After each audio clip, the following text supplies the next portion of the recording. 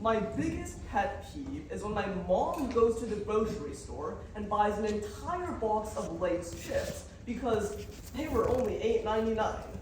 The inability to pass up a good deal, the constant desire for more, is not only expressed in my mom's nefarious grocery store purchases, but also in how our governments and corporations pursue better and better deals on our resources, threatening to kill the entire world. This is what drew me to Neil Gaiman's short story, We Can Get Them For You Wholesale. In this piece, Peter Painter's own greed and fixation on a good deal quite literally consumes him. Please enjoy We Can Get Them For You Wholesale. The love of a woman can do strange things to a man, even one so colorless as Peter Painter.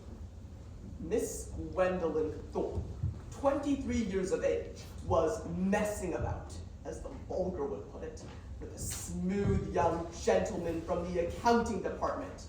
After he had made this shocking discovery, the bile of jealousy had risen up within him, and by the morning, Peter had resolved that his rival should be done away with. Thus, it was that Saturday afternoon that found him hunting through the yellow pages, until in small print, he found a firm that looked promising. Peter dialed the number.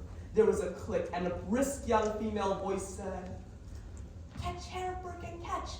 Complete discreet disposal of irksome and unwanted mammals. Can I help you?" Carefully not giving his name, Peter said, how big? What size mammals do you go up to dispose of? Well, that would all depend on what size Sir requires. He plucked up his courage. A person? Of course, sir. Be at the Dirty Donkey Pub of Little Courtney Street tonight at 8 o'clock. Carry a rolled-up copy of the Financial Times, and that operative will approach you there. Beep! Peter was elated. It had been far easier than he had imagined. It took him a while to find the pub. He held his Financial Times under one arm as conspicuously as he could when a small, busy man hustled in, looked quickly around him, then came straight over to Peter's table and sat down. He stuck out his hand. "Campbell, Burton Campbell, catch our bird catch. I hear you have a job for us. How many people would you like disposed of?" "Only one. His name's Archibald Gibbons. His address is..." "We can go into all that later, sir, if you don't mind. Let's just quickly go over the financial side. First of all, the contract will cost you $500. Although, there's always the special offer," Campbell concluded smoothly. Peter's eyes shone. He loved a bargain. "Special offer? 2 for the price of 1, sir." Peter thought about it. There was only one snag. I'm afraid I don't have anyone else I want killed." "Oh, that's a pity, sir. For 2, we could probably have even knocked down the price to, well, say, $450 for the both of them. Isn't there just one other person you'd like to see dead?" The answer, the obvious answer, was Gwendolyn Thorpe. I'll take you up on the special offer," he said. "That will be $450. "Oh, good gracious me, I beg your pardon. I was thinking of our bulk rent. $450 for 10 people. Peter wondered if he had heard correctly. 10 people?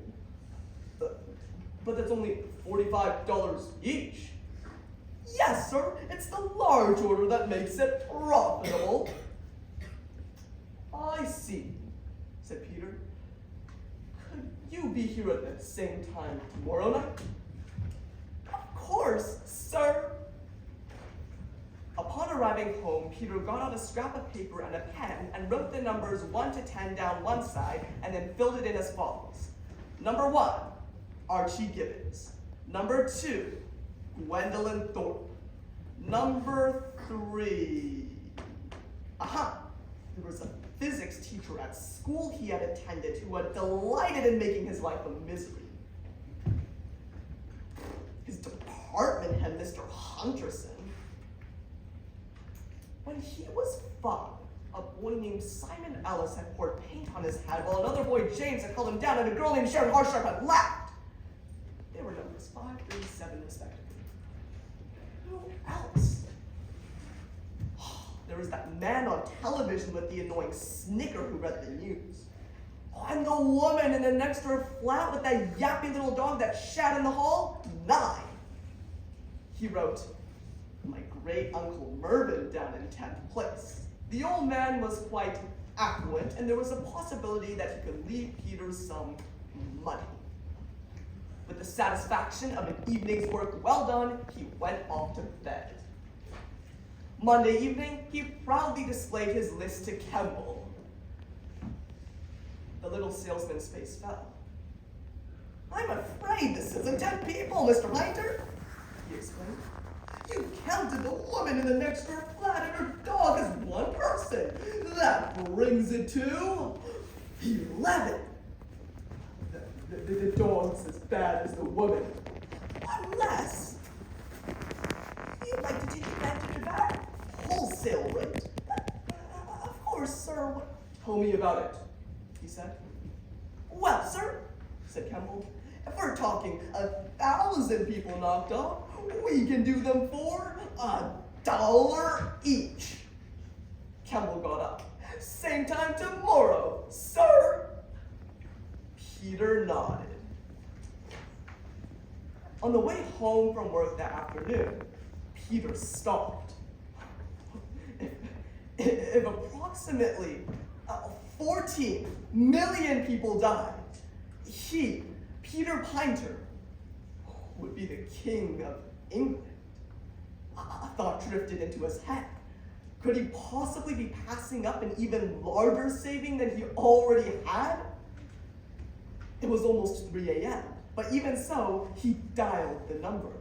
There was a click and a voice said, Kemble speaking. Well, I'm sorry it's so late, only I was wondering. How much would it cost to kill everybody?